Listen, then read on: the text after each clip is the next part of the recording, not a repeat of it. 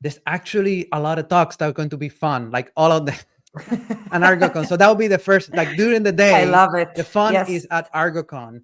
Yeah. And the schedule is in CNCF. You can click, it's part of the co-located schedule. You can like filter by in ArgoCon if you want to see the ones, all of them, or data processing, observability, progress delivery, scalability, software delivery. But yeah, this is the schedule. That is going to be a whole day. We have two rooms, room one, room A, and room B, and people can start looking at what is going to happen there. So usually, and we're going to go over a few talks. How are we doing with time? An opening early in the morning, so get there early. Get earlier before we start because people gather around and they start like chatting and talking. There's always a hallway track outside the rooms, so that's usually where people hang out and have discussions. But yeah, we kick off with the opening Argo project updates. So every representative of a project will give their updates. Like Michael will give Argo CD. Um, we have Argo Will I be workflows. able to recognize speakers, contributors, maintainers? You Do mean they have like, like a specific tag, or will I be able to recognize them as oh, we there's not are? a special tag for people who are Argo maintainers. All of the project updates are going to be given by maintainers, and then usually people in their intro slide will just say if they're a maintainer or not. Okay. And we do have, I think, the second most number of maintainers on an open source project after Kubernetes in the CNCF. Kubernetes has more, but we have quite a few as well. So. Okay. But Zach is And a maintainer. Shrinken is a maintainer. Yeah, these are maintaining Tim is a updates on maintainer. the different. Argo is a project, but we have sub projects. So every a maintainer will give a quick update on the specific projects, and those are maintainers, people that are maintainers. okay, now I see that there are many sessions at around the same time. And if I don't want to miss anything, those sessions will be recorded. Will I be able to watch them later on? Yeah, Yep. that's usually It's the my stressful FOMO that the starts. stressful part of ArgoCon is that you have to choose between two childs, like room A or room B, and we try to make the schedule in a way that, for the most part, makes sense that you stay in the same room. But they're both there. But we also try to overlap. There's no perfect way of doing a schedule like with two rooms, but yeah, all the ArgoCon talks are available in YouTube on the CNCF Good. channel since Okay. since the beginning, and you can watch them. And actually, that's kind of like another big source of like learning about how people are using Argo and best practices. My Okay. recommendation when you're looking at which talks you want to attend in person versus maybe watch the recording of, if you think you're likely to have questions or if you think you might want to talk to the speaker afterwards, that's the session I would go to. So like, it's not necessarily the session I think is the most interesting. It's the one that I'm like, okay, this is the one that I'm going to question the most, or I want to talk to the person the most, because recordings are recordings. You can't ask them questions, but Yep. when you're at True. ArgoCon, you can talk to people, you can talk to other attendees, you can talk to the speaker. That's the best part of ArgoCon is like right after the talk, maybe you have the Q&A, or maybe after the speaker goes to leave, you can say hey and introduce yourself and talk with them, and that's always really good part of Yeah, ArgoCon. speakers either hang out for the whole day, half a day, or hang out a little bit after they talk because they want to talk to people that are interested on the same problem that they're presenting, right? And how they were Mhm. able to solve it. But yeah, that's actually a good strategy of like who do you want to talk to? Pick that talk. Or if you have like the same problem or I'm having that, you can relate to the talk, and potentially you will come up with the questions when you see it, right? You don't know the Yeah. questions until you see the talk. Now these kickoff talks here are all the project updates. They're like 5 minutes and they're going to be Yeah. very quick. There's no laptop change between these. When it comes to the fun stuff, before we talk Yeah, about this just talks one. in general, we are doing trivia at 12:30. So if you go over to that 12:30 slot, Yeah. yep, right there. Something new So, in this ArgoCon. Because I submitted a complaint like there's no trivia it's fun section or a fun slot. So we added the trivia, and this was an idea from Dan that he was doing something in another one. So I'm not going to spoil it, but yeah, Yeah. that would be a fun one, and that will be Kathy doing that, which is our MC for Argo Con. And I think there might actually even be some prizes. Might be. So, make sure you're there and Okay. take advantage of everything going on. Okay. Yeah. And then after Argo Con, there will be a some kind of co-located after party cocktail hour, happy hour thing. We need to get it on the schedule still, but yeah, there'll be something, another opportunity to connect with people. And then just between sessions, the rooms in between them, there is the sponsor area, and so we have sponsors from CodeFresh is sponsoring, Acuity is sponsoring, I know Intuit is sponsoring. I don't have the full list in front of me. I should shout them out though if they're sponsoring, but they'll have booths, and that area when you're moving between sessions or taking time between sessions is a great time to meet and talk with people, share ideas. I've always found the best part of every conference is what happens between sessions, because the sessions, again, you can watch those on YouTube. It's like, why am I here? Yep. Like, I'm not here because I don't know how to use YouTube. I'm here because I want to meet people and have conversations with people. And there's a lot of people who have really interesting stories who couldn't get approval to submit those stories to Argo Con, but they'll tell you about those stories in person. Yeah. public. Yeah, that's true. Wow. Yeah. I'm already excited. Yeah, you're gonna love it. Yep. So let's take a look at a few. How are we doing with time? A few sessions. This is a website my assistant created for me. Your AI assistant. Your AI assistant, My yeah. AI assistant. I told her like, go grab the website and the schedule and build me like a nice thing to look at. So we're looking here at what the assistant thinks is a excited quote, and also like a summary. So this is actually not the abstracts; these are like generated after parsing them. And we have a lot of talks, and they go over rollouts, they go over CD. So I don't know. I think Dan has a talk. Maybe he can talk about his. Well, I was going to say with this talk, so this Or was the pick one one. that your AI picked as being the most interesting one. New York Times is not a stranger to ArgoCon. They've been represented, I think, in 3 ArgoCons now. Yep. But Eve and Sirhi here, I think it's their first time for both of them to be speaking, and they're both super sharp, and they have a lot of great experience about observability. So I think this will be a really cool talk, and I think your AI did a good job picking this as maybe a number one interesting one. Yeah, I think this one. I was reviewing. Well, I reviewed the talks, and I'm reviewing again. There's a lot of talks on.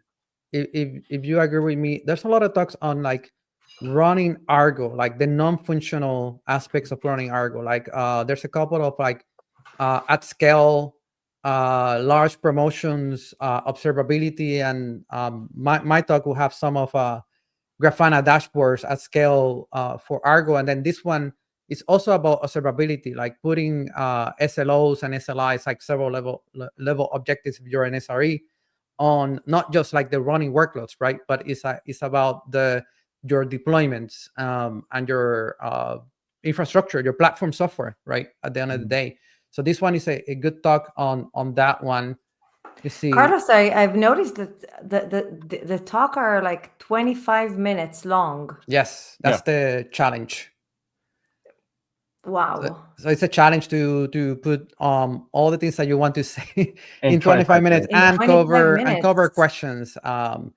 So yeah, So the questions will be 25 minutes is the standard length I take to respond to a question that you make. No, Dan. The short version, right? No. Too long. Then your intro is about 25 minutes. Yeah, my intro is 25 minutes. This talk is going to be cool. For those that don't know Gateway API, this is a great project out of the CNCF, and also a project that CodeFresh created a plugin for Argo rollouts for, so that you can define your deployment strategy once using Gateway API, and have it work with any ingress load balancer implementation provider. of the API gateway API, right? Exactly. Many Yeah. implementations of it. So that's good. I And didn't know that part of Coverage implemented that plugin for Argo rollouts. yeah, and I think we'll probably, knock on wood, be migrating it into core Argo rollouts this year. Oh, great. Because it has a lot of interest and a lot of usage, and it's adopting very quickly. So Lynn from Solo.io, super sharp, and Solo is just a very cool company as well. So I think this Yeah, is another Lynn great one. Lynn worked with me when we were in IBM, Oh, I know and that. she's because we were working on Istio back then, did a lot of work on Istio, and she's been involved with the project since then. And she's a part of the TOC right now on the CNCF. So she's a very good person to meet. So attend her talk on that one. This one is from PipeKit, which PipeKit is one of the core maintainer organizations, right? Companies that support Argo, and they heavily maintain Argo workflows and Argo events. So Darko here from PipeKit will be showing on Argo events and then real-time incidents remediation. So Argo events is something that it's very powerful, and it combines very well with Argo workflows, to the point that you can implement. I implemented the NASA is using a controller just with Argo events and Argo workflows, like a Kubernetes controller. So it's very powerful Argo events. And we have a panel. So this one is very interesting. OCI integration is coming to Argo CD. So if people know, you can deploy with Argo CD, you can deploy a Helm chart, and a Helm chart that is an OCI repository. But in this case, what the team is looking at, the contributors, is building the capability in Argo CD to deploy the manifests, just not Helm, but just manifests packed in a OCI container, OCI registry, and be able to deploy that. So there's work happening in Slack if you want to know more now. Do not attend this panel, which is going to be Andrew from Red Hat, Blake from Acuity, Ishita from Red Hat, Michael, and Tori. We were able to capture like almost everyone in this panel. But who will be do you remember who's going to be the host for this one? I thought that Andrew was essentially going to be running it. The main person running the Andrew show. is the original author, I guess, along with like me, and I think Christian was involved on the proposal.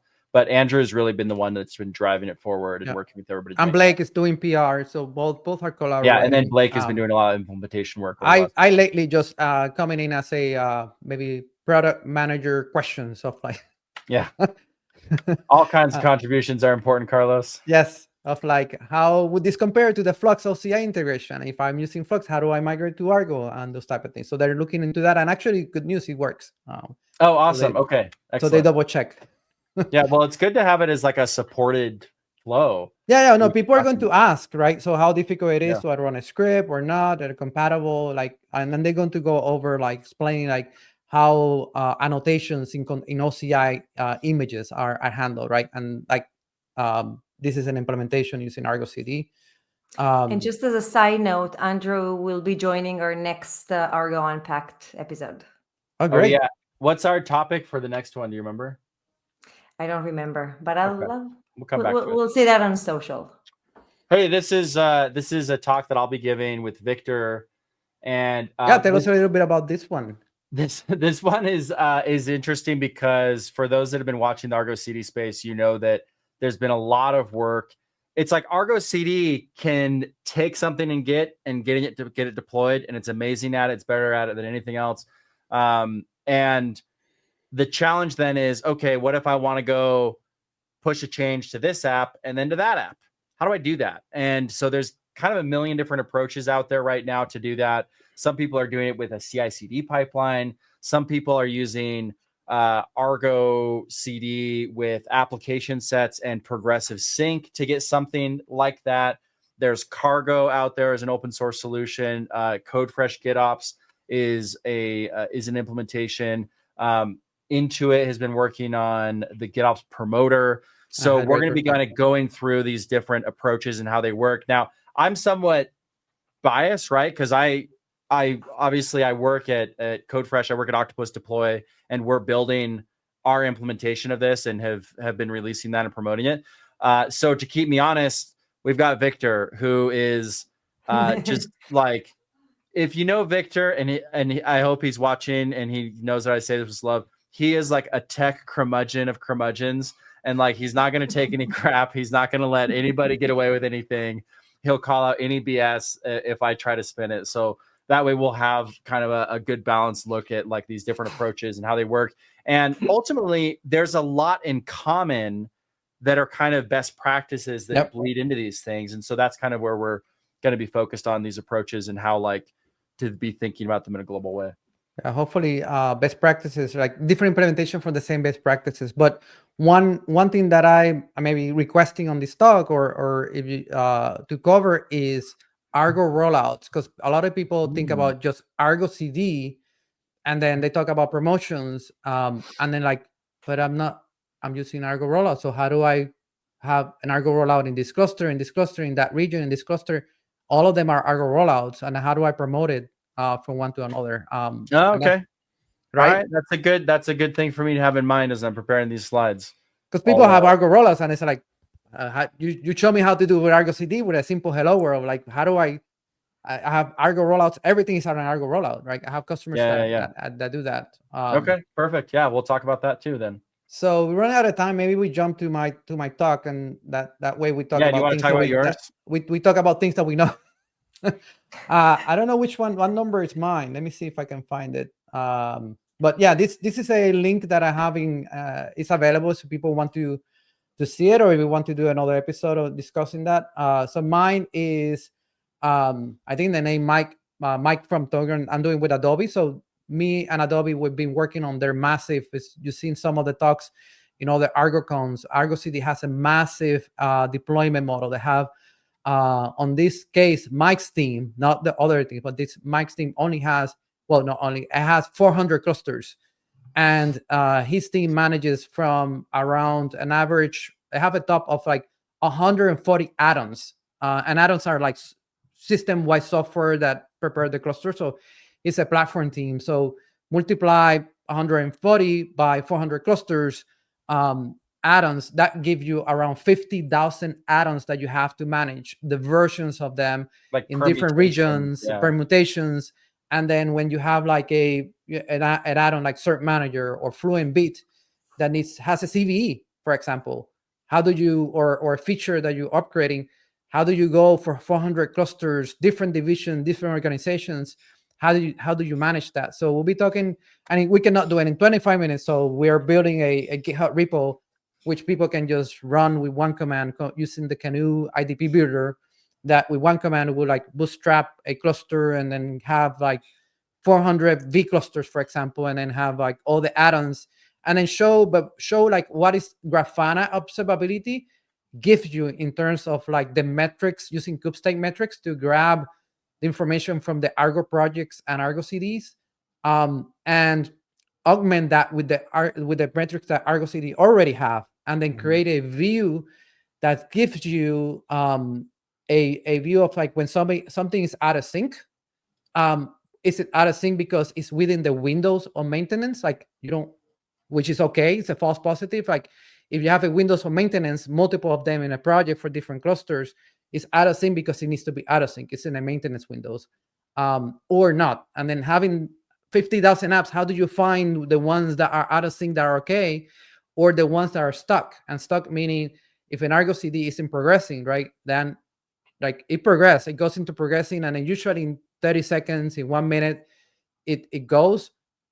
So how do you take a 50,000 progressing apps, like one that is stuck for whatever reason? You need to compare when it started, when it finished, compare the amount of time, and then we're going to show like how to do that in using Prometheus rules and Grafana to a massive scale, half of observability for a large amount of clusters and add-ons, just to show like the mechanics of using what is open source, right? Kubestate metrics, Grafana, Prometheus, Argo CD metrics that are available, and do that. And that's something that I think a lot of people get. All other talks.